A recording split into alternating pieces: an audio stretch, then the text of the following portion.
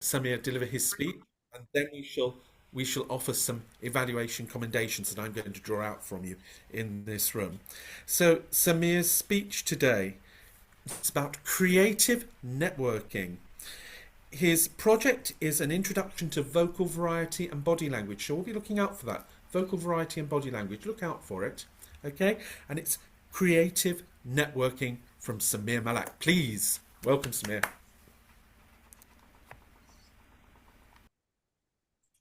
Samir, would you like to give your elevator pitch?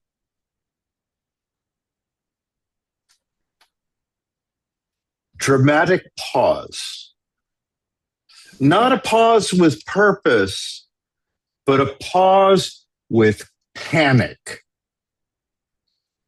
Mr. President, fellow Toastmasters, and welcome guests, and anyone who's realized they've suddenly lost a talent that they had, has been struck with imposter syndrome. I'm attending Empowering Entrepreneurs. We're about to go into the segment on networking, something I've been lagging on throughout the entire course. You're in a course about starting a business. You're definitely going to be networking and sharing with everyone what it is you do. But I was tongue-tied. It doesn't matter how much Toastmasters experience I'd had. I couldn't articulate what it is that I'm doing. And that's all anyone wanted to know. So what's your business all about?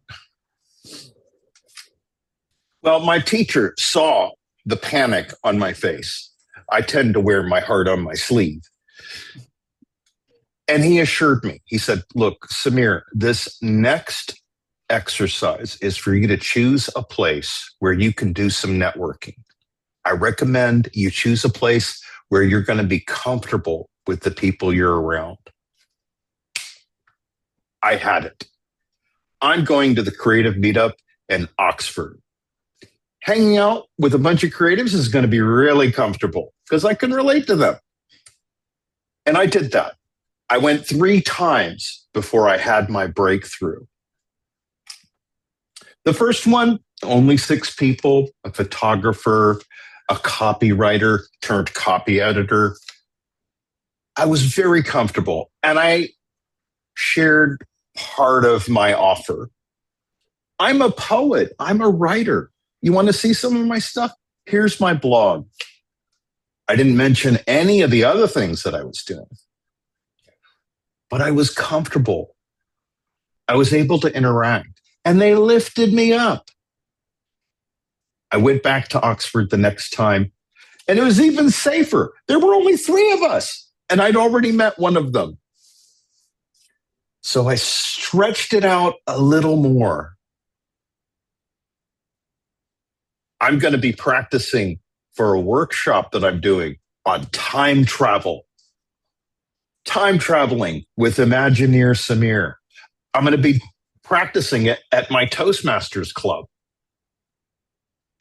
Oh, you should check out the Oxford Museum of Illusions. And I did.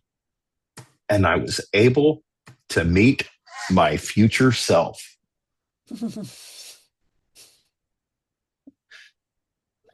I gained a little bit more confidence, but it was the 3rd time that was the charm. 12 people this time. I'm not going to be able to get away with it. I stretched to sharing my entire portfolio career. Yes, I'm a poet and a writer. I write science fiction. I do workshops, and I'm starting a community business. And finally, I'm not too comfortable with this, Mark, but I'm going to start doing transformational coaching. Mark sat back and looked at me and he said, I'm a transformational coach too. And we became fast friends. And he shared with me his book, The 4 Fears. So what did I learn out of this? In finding a community I was comfortable with, I was able to explore what it is that I'm doing in a way that I could articulate it. So it didn't matter that I was tongue-tied to begin with. I was tongue-tied because I was scouting out a new future for myself. And there was a lot of uncertainty there. Affirmation. This came in January last month when I went to a proper local networking event with Bromley Startup. And by the time I left, I'd realized I'd told 10 people what I do. I'm a poet. I'm a writer. I'm starting a community business and I do workshops. How can I help you? Mr. Toastmaster.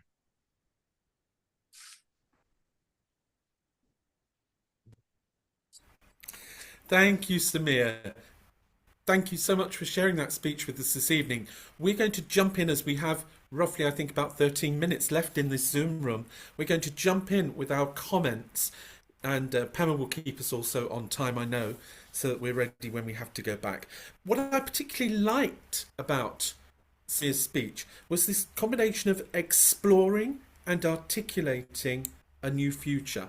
I thought that was a powerful sentence, exploring and articulating a new future. And I thought that was the sentence certainly that I would have liked to have heard repeated somewhere else within the presentation. How about you? How about your commendations for Samir today? What did you particularly like? Just raise your hand and we'll... Pallavi, lovely to see you. Samir, I loved that you showed vulnerability. You straight off came in and said you were in a room full of people and you panicked. Showed a lot of vulnerability. I thought it was great to connect with that sentiment. Thank you. Excellent, Pallavi. Yet really important, the connection, the way the speech made us feel. Debbie. I love the way Samir opened his speech because it immediately grabbed attention and it made me want to learn more straight away. And I love the structure of the speech from that panic right up until being able to fluently express who he was. Great, yes, the actual emotions and feelings. Maria, I see your hand raised. Good to have you here tonight. Well, thank you. Yes, Emil. I really enjoyed Samir's speech, the journey. He illustrated us a journey from a beginning to an end, a personal journey. I loved how he guides through what he has been through. Taking us from a beginning of a story to the end, a feeling of good structure. Excellent comment. Any more commendations before we move on to recommendations? Yes, just unmute. Sophia, nice to see you. Nice to see you. I really liked how he showed the rich facial expressions while sitting in this the online delivery setting, and every moment I can see that how her facial expression reflects the moment that he was in and echoing the audiences though. Yes, facial expression matching the mood of the speech. We used to talk about that a lot in Toastmasters. We used to call it congruence, was the word that we used for gestures and facial expression and everything matching the mood and emotion of the speaker. Yeah, that's a very important point. Very well done there, Sophia, for bringing that up for us.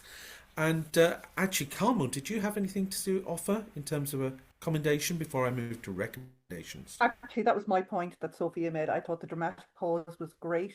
He told us it was a dramatic pause, then he did it, and he used the heart with the hand on the sleeve.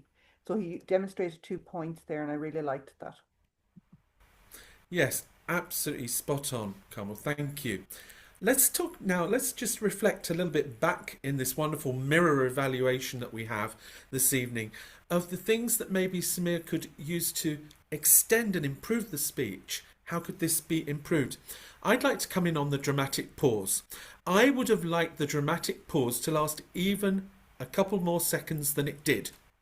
Because I think if you're going to say dramatic pause, you hold it so that your audience is held with you, and then you take them to the next stage. So I think there's even space. And something I would add is that although a pause seems a long while to us as a speaker, actually to your audience, it doesn't seem that long at all. So that's worth considering. Any recommendations? Let's hear. How about you, Pema? Did you have a recommendation to start us off? And then we'll take Debbie after. Because I hadn't heard your voice yet, Pema. I'd love to hear you. You're on mute. Well, my recommendation is I wish somebody else was doing the timing, so I pass back to you. Thank you. Okay, no worries. Debbie, you had something to say. Yes, Samir mentioned being panicked and being tongue-tied, and I wonder whether there was an opportunity to actually play on that even further, just for a sense of dramatization. I don't know. I think that might have added to it. What a good idea. You know, we were talking about demonstrations in evaluations, but actually demonstration in the speech. And I think that you can, in those sorts of moments, yes, you can dramatize a little your speech. You won't go too far. You won't go too far. It's a good idea, I think. I'm going to take Pallavi in a moment. Agnes, I haven't heard from you yet. Agnes first and then Pallavi, please. I mean, I love this speech, but I would have liked to have heard earlier on what the purpose of it was or where it was heading, because at first I thought Samir was going to explain to us how we should give elevator speeches or whatever, and it took me a while to work out what it was about, what the purpose was. Great. I know that So a we bit have of a hint early on about where we were heading. So just to be absolutely clear with the purpose of the speech, then maybe that needed exposing a little more. I'm going to take Pallavi, as I said, and I see that we have some folks who are not actually on camera but are in the room. So I'll be taking Bilikisu and Elo and Lolong also. But let's hear Pallavi. Samir, just from the storytelling perspective, the three-act structure and having a pivot to your story, I know the build-up was great and it was going really well on the hill. But somehow the story concluded pretty quickly, without an inflection point. I was looking for that, and maybe it was going there, doing something consistently. Maybe that was a message, putting yourself out there and being vulnerable and still going and trusting. Maybe that was a message, and it just did not culminate, the speech into it. So. But again, I constantly feel when I give recommendations, I'm nitpicking, but then again, that's just me. There isn't any nitpicking. It all helps, Pallavi. Billy and then Lolong, please. So let's hear from Billy. Sorry to keep you waiting. Well, I felt that he could have stood up to give that speech because there was a point where I could only see his hand. It's the flickering hand thing. But then at some point again, maybe he adjusted his camera or maybe it was the way I was looking at it. It looked okay. But at the beginning, I was thinking maybe he should have been standing up while giving this speech. Standing up and the impact of standing up. Hello there, Long Lo. We're delighted to Hi, have I you just here. got my camera working. Wonderful. I'm pleased to see you. Thank your, you. Your recommendation? First of all, I really enjoyed the speech. While I was listening to the other evaluation, and one thing that popped in my mind was the term congruence, that your body language and your facial expressions and all that is congruent with your speech. However, I think I have found something that when you were talking about how you were tongue-tied, but from beginning to end, you were so fluent. So I just couldn't put that two things together. So perhaps when you started with tongue-tied, put some effort to make it sound, how you were before. Then another thing actually is a question, probably is for both you, the speaker, and for Andrew, is that is there too much performance? Could that be a distraction from the speech itself? Could that be a bit too much? Because I think the whole time I was paying attention to the speakers, the facial expressions, the body language, and all these, because to me, I'm watching a performance. But could that be a little distracted from the speech, the content itself? Would it? This is just a question. I'll come in on that one if you like.